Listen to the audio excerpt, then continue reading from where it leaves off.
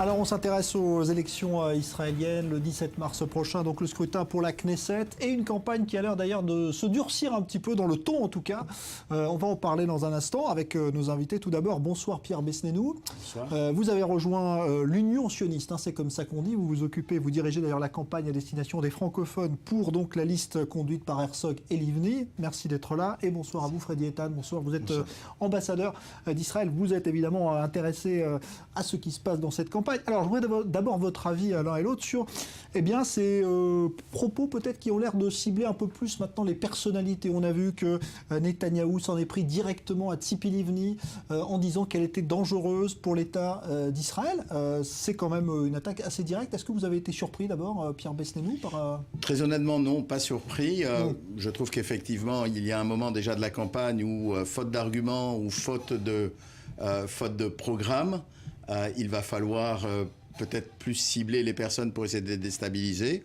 On a plus l'impression que le Likoud commence à stresser et probablement va changer de stratégie en essayant de déstabiliser les électeurs en attaquant 1, 2, 3, 4 personnes sur leur personnalité plutôt que sur leur programme. Freddy Eitan, comment vous estimez je crois que la campagne qui est ciblée sur le plan personnel est une mauvaise campagne. Il faut parler idéologie, il faut parler des affaires.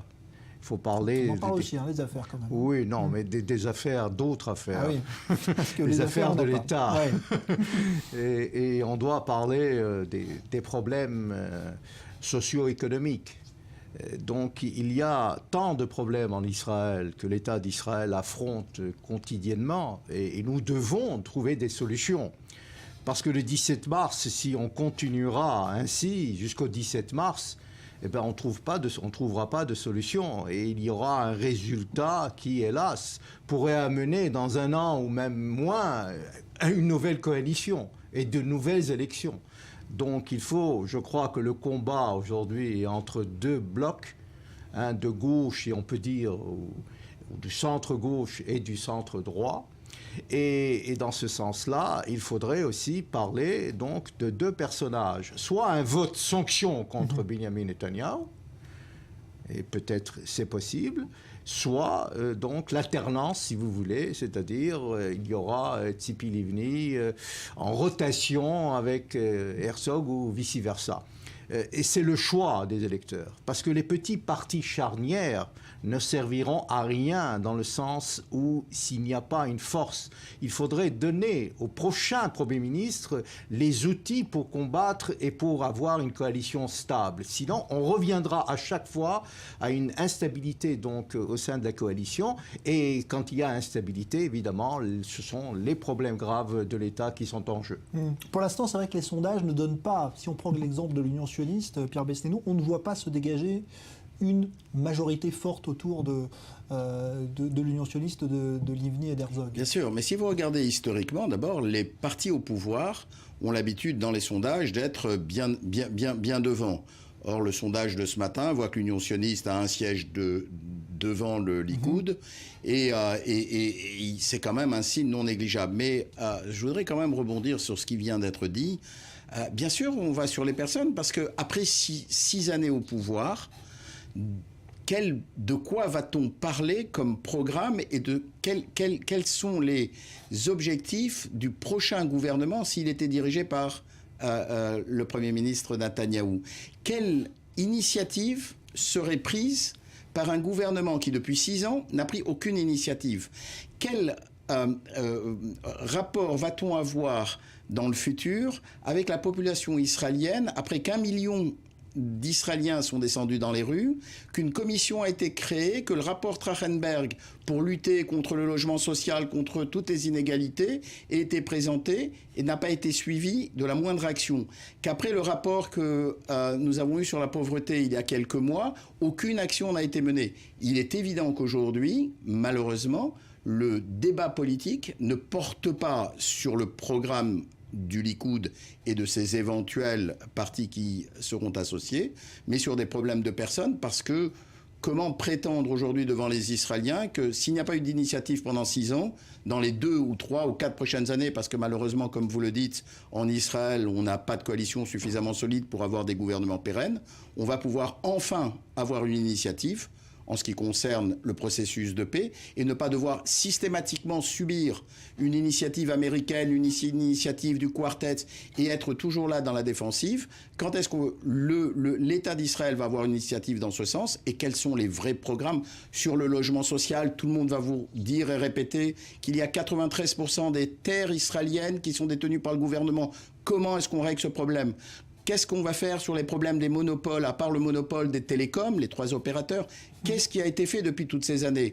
L'Union sioniste a présenté un programme économique fait par Trachenberg, qui est justement traduit en français et qui est disponible, qui dit de façon concrète, si nous venons au pouvoir, voilà ce que nous comptons faire pour les prochaines années. Et c'est là où, malheureusement, je dis, aller maintenant sur l'attaque de personnes est relativement inconfortable. Je ne voudrais pas employer un terme plus dur, peut-être me limiter à indécent.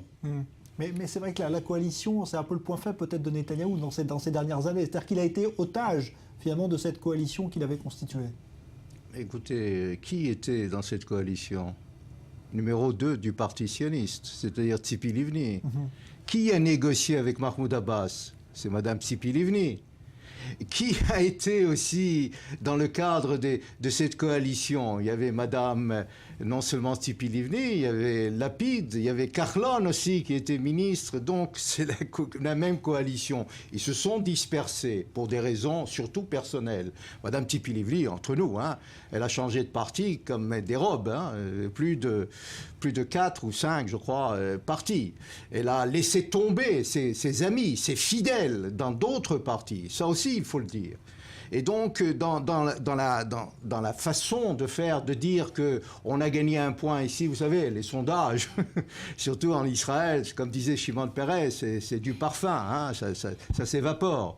Et qu'est-ce que c'est un sondage en Israël? C'est 500, 600 personnes qu'on interroge au téléphone et on pose les mêmes questions et on peut savoir et on ne peut pas savoir qu'est-ce qu'ils vont dire, qu'est-ce qu'ils vont mettre aux urnes. Donc il faut prendre les choses d'une autre manière. Et en plus, si on parle de 23 ou de 24, il n'y a rien, il n'y a pas de percée comme vous venez de dire. Puisque si on ajoute les 17 qui avaient, ou les 16 qu'avait donc Herzog avant donc la liste unifiée avec le parti, on ajoute, eh ben c'est la même chose, c'est 22, 23, ça n'a pas changé. Donc il n'y a pas une percée de 30 ou 40 comme il y avait avant. Alors, c'est vrai qu'il y a une certaine, je dirais, stagnation, il y a un immobilisme. Mais l'immobilisme est dû non seulement à l'initiative que Tzipi Livni a prise avec Netanyahou pendant plusieurs mois, ça n'a pas marché, mais c'est la faute n'incombe pas ni à Tzipi Livni ni à Netanyahou. Cela incombe évidemment aux Palestiniens. Et si demain il n'y a pas une autre initiative, c'est parce que le contexte géopolitique a changé. Quand il y a Daesh et quand il y a le Hezbollah à nos portes sur le Golan, et quand les Égyptiens doivent combattre contre Al-Qaïda ou El Magdes dans le Sinaï, et que la Libye va devenir demain, peut-être à partir de là, un tremplin pour un califat. Donc tout cela, il faut aussi prendre en considération. Je préfère avoir une stagnation et être sûr, et ne pas... Parce que tous les rendez-vous de l'histoire avec les Palestiniens ont échoué. Et vous croyez que si on va régler le problème palestinien, on va régler tous les problèmes qui nous entourent? Il faut être un peu naïf. Un mot d'abord sur Tzipi Livni. Elle a certainement changé de parti, mais elle n'a pas changé d'idée. La différence avec Bibi Netanyahou, qui n'a pas changé de parti, a l'habitude de changer de discours. Il se fait élire aux dernières élections en ne parlant pas d'un pays, d'un pays de deux États, mais de deux pays, deux États, deux peuples pour deux États à Bar-Ilan. La différence, c'est que Tzipi Livni, effectivement, si elle a changé de parti, elle est restée sur une même ligne. Et si vous parlez des élections, des tentatives de négociation avec les Palestiniens, très honnêtement, la manière dont systématiquement les alliés de Bibi Netanyahou, et en particulier le ministre des Affaires étrangères ou le parti de Bennett, a systématiquement démoli toute forme de relation avec Mahmoud Abbas, honnêtement, on ne peut pas dire que c'était un modèle d'une coalition pouvant donner une chance à Tzipi Livni d'avancer dans la négociation avec les Palestiniens. Et je vais vous dire, effectivement, Mahmoud Abbas n'a peut-être pas été l'homme qui aurait pu être à la hauteur. Mais vous savez, on peut comparer aisément la situation d'Israël avec la situation d'Afrique du Sud, c'est-à-dire l'enfermement à un moment où les Blancs d'Afrique du Sud devaient sortir de leur enfermement. Et on a l'habitude de dire ici en Israël que les Palestiniens n'ont malheureusement pas leur Mandela. Mais en fait, le problème, c'est que Bibi Netanyahou n'est pas de Klerk. Qu'aujourd'hui, au lieu d'essayer de créer un Mandela chez les Palestiniens, on a d'abord tendance à essayer de le démolir. Et je voudrais juste rajouter une chose. S'il n'y a évidemment pas le même environnement, si aujourd'hui l'État islamique et toutes les problématiques de l'islam radical est un sujet qui a fait évoluer la situation et la relation, très honnêtement, il est plus qu'urgent qu'une séparation nette avec les Palestiniens soit réalisée. Parce que si l'on veut un jour, mon cher Freddy, que vos petits-enfants et les miens vivent dans un État juif, c'est pas en attendant que Mahmoud Abbas prononce le mot « je suis en faveur d'un État juif ».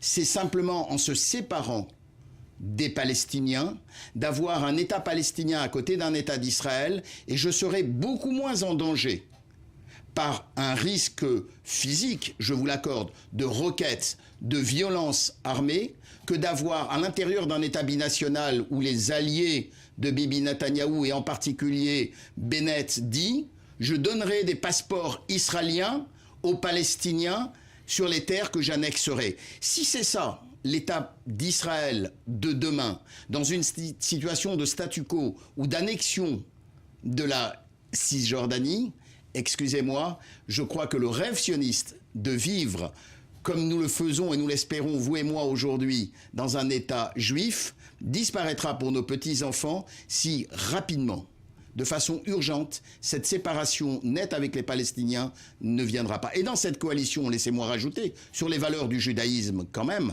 d'avoir un membre du gouvernement, ministre des Affaires étrangères, qui lui, dans sa vision, prend X centaines de milliers d'Arabes israéliens et leur dit, vous, finalement, je vais vous déplacer de l'État d'Israël. Si vous croyez que l'on peut arriver à négocier avec la Ligue arabe, avec les Palestiniens, avec le monde, un plan de paix qui nous permette de nous séparer définitivement et de vivre dans un État juif, très sincèrement, c'est simplement pour mettre de côté l'hypothèse d'arriver enfin à 2 États pour 2 peuples.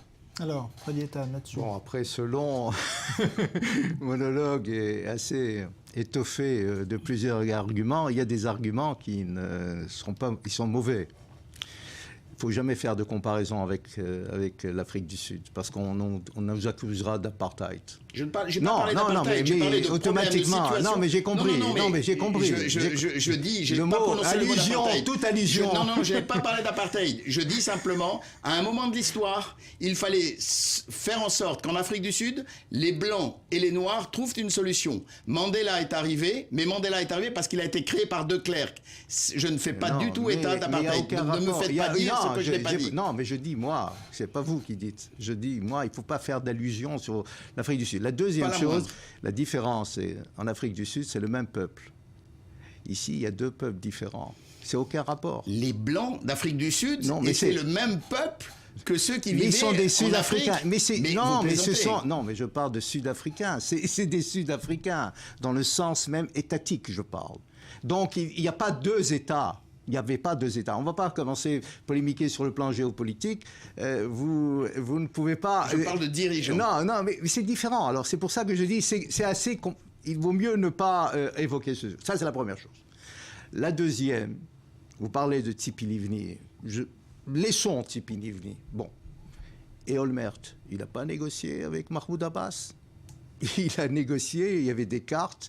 Il était prêt à 90%, 93%. Ehud Barak n'a pas négocié avec Mahmoud Abbas et avec Arafat.